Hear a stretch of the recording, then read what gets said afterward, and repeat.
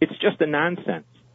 When it, on Israel's gravestone is going to be it carved, this death was brought about by Israel's friends in America. So you think that the neoconservatives, the American branch of the Israel lobby, pushes this policy harder than the Israeli government is even asking for? Well, certainly they're in lockstep with the Likud. I think the rest of the government in Israel is much more aware of the dangers Israel faces because of this turmoil in Iraq. I think Israel's most lethal enemies are not Muslim, but pro-Israeli Americans, especially the neoconservatives. Well, see, I'm glad to hear you say that. I know that the neocons themselves like to try to paint you as some sort of anti-Semite. You're simply pointing out that if you put Israeli interests first, this is not the way to secure Israeli interests. This is the way to kill Israel. And it's only arrogance and hubris and a lack of knowledge of the history of the region that could make the neoconservatives believe that you could create a situation better for Israel by invading Iraq. But they believed it. And now Iraq is America's West Bank. Now we have this albatross, this land that for some reason, or I guess the Israeli reason, we have to occupy permanently. I guess hopefully we're not going to have American settlers dividing the place up. We've got Israel and we have Iraq. We have kind of a pair of albatrosses. And you sincerely believe that Israel would be better off without American quote-unquote help here, or you just don't care either way? I don't care either way. I'm very much concerned with the future of the United States. If Israel disappeared tomorrow, or if Palestine or Bolivia disappeared tomorrow, I don't think it makes a lick of difference to the American people. I'm just very opposed to becoming involved in other people's wars, and especially other people's religious wars, Scott.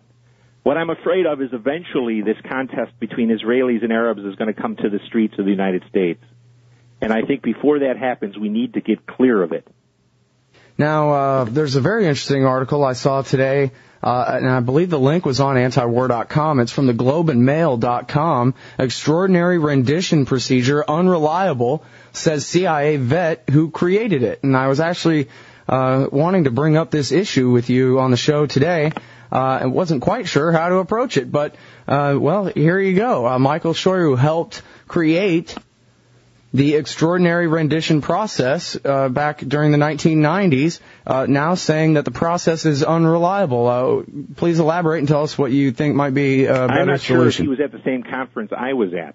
I'm sorry? I'm not sure that the correspondent was at the same conference I was at. What I said at the conference was the rendition program was the single most successful counterterrorism program we've ever had, but it is not a program that should constitute the whole of the U.S. counterterrorism program. And unfortunately, that's what has happened. So unless there's a fuller quote, I'm not remembering having said that. Mm-hmm. Well, let me page through this here. Yeah, it is quite a bit of paraphrasing. Let's see.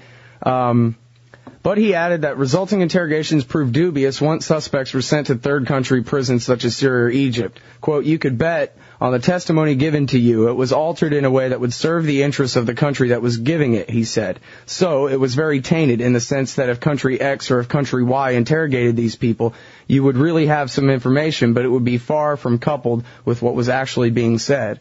That's pretty close to what I said. When you're dealing with a foreign intelligence service, when they pass you information, except for a very few of them, you have to assume that they have slanted the information to their benefit. And what I said at the conference was the information we got from interrogations was a useful starting point, but you could never depend on it or act on it unless you could corroborate it from different sources. It was kind of standard intelligence procedure. Mm-hmm. That's what I meant.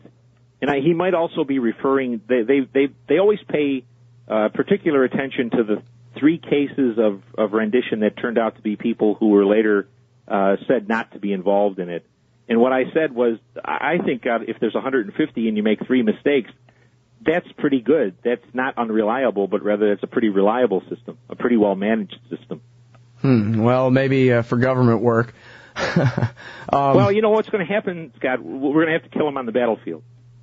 If we can't figure out a way to handle POWs who can never be released, then we're going to have to kill them on the battlefield, and that'll be the end of it. Well, why can't we just put them on trial in Fairfax County? Well, that's up to the United States Congress. they have to decide to change the way American jurisprudence works. Most of these people cannot be, no U.S. Official can say they were there when the person was arrested and he wasn't beaten up or something like that. And there's no U.S. official who can swear that when he was arrested, his documents weren't tampered with. So if those two things can't be done, the courts in the United States will say there is no fair trial here. That's the reason. The jurisprudence reason is the main one. All of the people who say bring them to Fairfax County, that sounds good when you say it, but if you try to get one of these people into court, the case gets thrown out on technicalities. Yeah, but don't we have a problem here when Bill Clinton and Dick Cheney are saying, well, we have this strange new circumstance where we can't treat them as prisoners of war and we can't treat them just as, suspects to be tried and convicted. And, if they are handed over to us or surrendered to us, we can't just murder them there on the spot. We have to come up with this sort of gray area, extra-legal, post-constitutional, weird sort of Guantanamo Bay type justice. And that seems to me quite un-American. Well, what I have always argued is they should be prisoners of war. But it's a unique situation. I agree as far as that with Clinton and Cheney and the rest of them. For the first time, the West is facing a situation where we're capturing people on the battlefield who can probably never be released. We've had over 4 dozen people that have been released from Guantanamo and other places that we have either recaptured or killed on the battlefield after they were in prison. So this is a new area for Western civilization. The people who are legal experts really need to stop screaming at each other and sit down and figure out what do we do. But I think the first thing to do is to treat them as prisoners of war.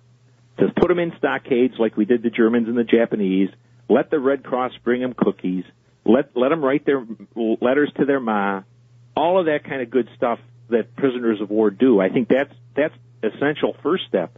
But you still have the remaining uniqueness of the situation. What do you do if you can't release them? Mm-hmm.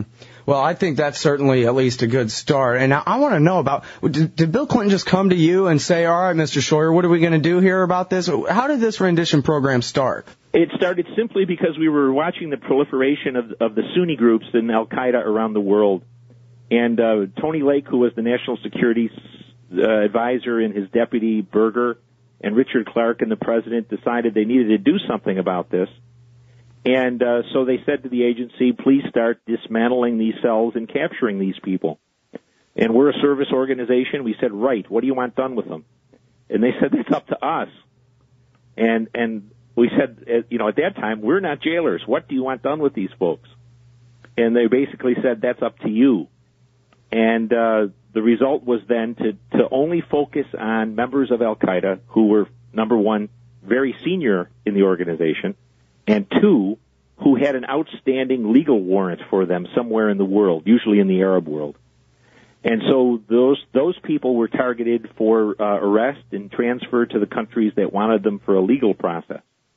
Now, we told Mr. Clinton that your State Department is going to condemn the countries we're taking these people to as human rights abusers or bad judicial systems or whatever. And that kind of made them pucker up. And they said, well, will these countries guarantee that they'll treat them according to their own laws? And we said, yeah, we're pretty certain country X will say we'll treat these folks according to country X's laws. But, of course, that didn't get around the problem. Right, because we're talking about country X is Egypt, who tortures people for us and is a military dictatorship. That's why we support them, and it's one of the reasons why we were attacked in the first place. Well, that's part of the reason. We also support them because Mubarak will take a bribe in order to pretend one Arab country doesn't hate Israel. But the point of the issue here is, for Americans, that Clinton is clearly more culpable than Bush in this whole business. It's a far less humane thing to send someone to an Arab prison than it is to hold them yourselves in an American prison, no matter how you're interrogating them. But Clinton always gets off scot-free. Well, I can sure imagine that's true, and the fact of him getting off scot-free, there's certainly no question about that. But, there's this article here in Salon.com, We'll Make You See Death, and this is a man that the CIA handed over to Jordan, who was tortured there. So this is still going on. The one thing, Scott, on torture is only good if the fellow you're working on or the woman you're working on believes that you're going to kill him or you have the capacity to kill him,